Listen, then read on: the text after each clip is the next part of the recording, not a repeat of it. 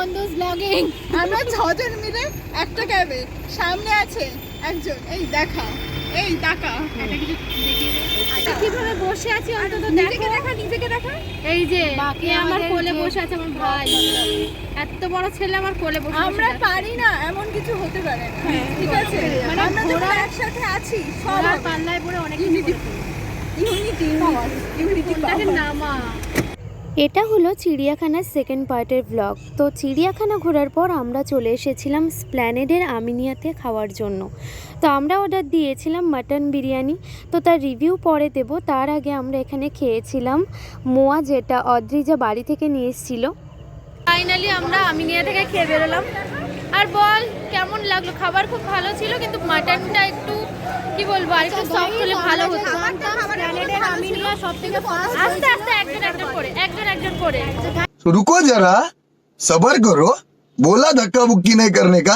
Guys, আমরা যে জানতাম যে স্প্ল্যানেডের আমিনিয়া সবথেকে বিখ্যাত এবং যেটা সবার আগে ফার্স্ট আউটলেট কলকাতায়, সেই কারণে। বাট এখানে কোয়ান্টিটি ভীষণই কম এবং বেটার যে বিহেভিয়ার অত্যন্ত রুড। অনলাইন পে নেই, কিন্তু কেউ কোনো অনলাইন ক্যাশ আর কার্ড হবে। আমি কিছু বলতে চাই, আমি এক প্লেট বিরিয়ানি খেতে পারি না, কিন্তু আমি এখানে এসে এক প্লেট বিরিয়ানি খেয়েছি, কারণ এতটাই কোয়ান্টিটি কম। আর তাছাড়া কি সব ছোটখাটো দোকানেও এখন অনলাইন পেমেন্ট থাকে, কিন্তু এত বড় দোকানে কোনো অনলাইন পেমেন্ট। তুমি হাতিবাগান যাও, চিনার পার্ক যাও, ওখানকার আমিনিয়া আউটলেটে কোয়ান্টিটিটা অত্যন্ত ইউজ, আর এখানে কোয়ান্টিটি ভীষণই স্মল। বিহেভিয়ারটা অন্তত ঠিক করার দরকার ছিল। কারেন্ট রিভিউ দিচ্ছি, জাস্ট টেস্ট। এই যে আমিনিয়ার বাইরেই দাঁড়িয়ে রয়েছি আমরা, খেয়েই বেরোলাম। ভীষণ বাজে।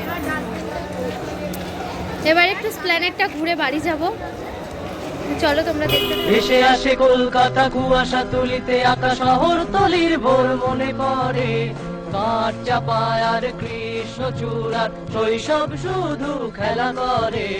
আর এটা হচ্ছে ইলেকট্রিক বাবল গান, যেটা 150 টাকা দিয়ে কিনেছিলাম।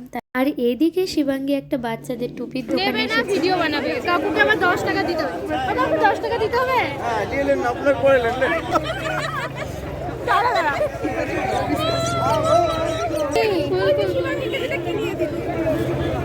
এটার দাম 350 টাকা।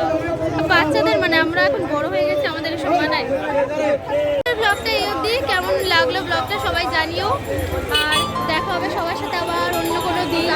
কিন্তু সবাই প্রমিস কর যে আসবি। হ্যাঁ, সবাই আবার আসবো, দেখা করবো। আমার সাথে আবার কবে কাজ দেখা হবে, হবে তো একদিন না একদিন, এটা বড় কথা না। এটা কথা যে শিবাঙ্গী যখন আসবে তখন সবাই প্লিজ আসবে, কোনো এক্সকিউজ। আচ্ছা,